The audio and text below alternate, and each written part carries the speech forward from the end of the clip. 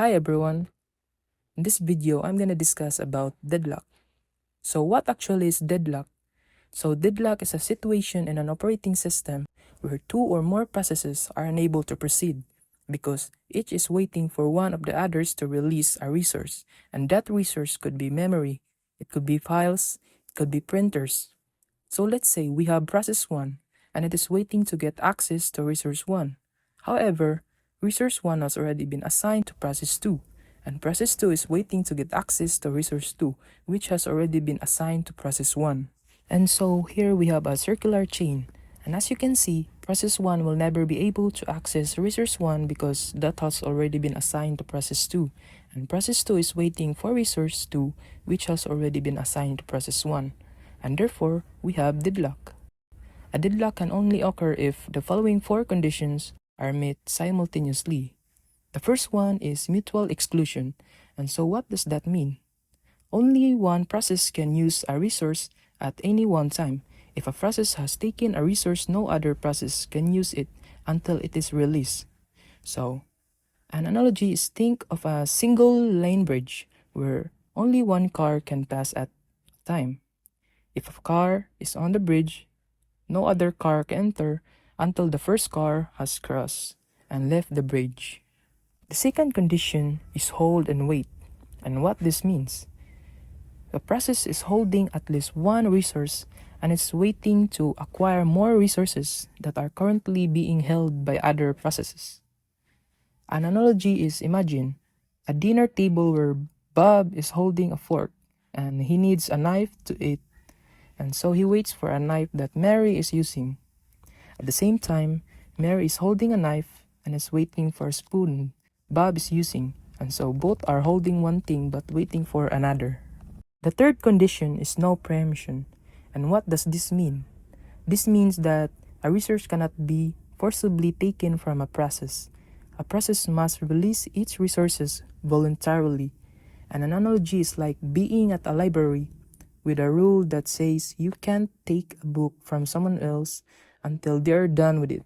And so if everyone holds on their books and waits for others to finish without reading theirs, no one will give up their book, and everyone ends up waiting indefinitely.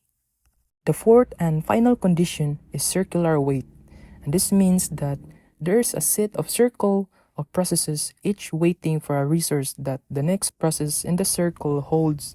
And so we've already seen this in the first example, right?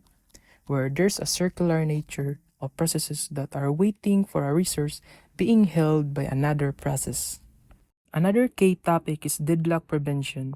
And so prevention focuses on structurally eliminating the possibility of deadlock by negating at least one of the four necessary conditions.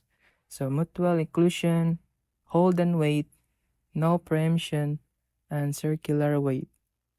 An example is lock ordering. And so this breaks the circular wait conditions. And so what it is? This involves imposing a total ordering of all resource types and requiring that each process requires resources in an increasing order of enumeration. And so how this is done? For example, that if we have resource level or R1 or R2 or R3 or R4 and or Rn, then our process must request these resources in order. So it must request or R1 before it requests R2. It must request R2 before R3 or R3 before R4 and or R4 before Rn. And this ordering prevents circular waits. And in the real world, this is widely used in database and file systems. There's also deadlock avoidance. And avoidance is all about dynamically examining the state of resource allocation and ensuring that the system can always reach a state where all processes can complete their task. One example is Banker's algorithm. And so, this is a strategy used to avoid deadlock by simulating resource allocation for all possible sequences and determining if a safe sequence exists. And so, this is done by before granting a resource, the system checks if doing so will leave the system in a safe state where all processes could still complete with the resources available.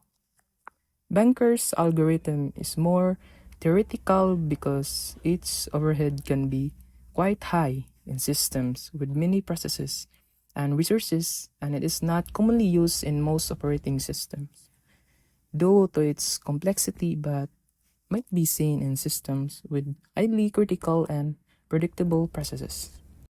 And to recap the definition of deadlock.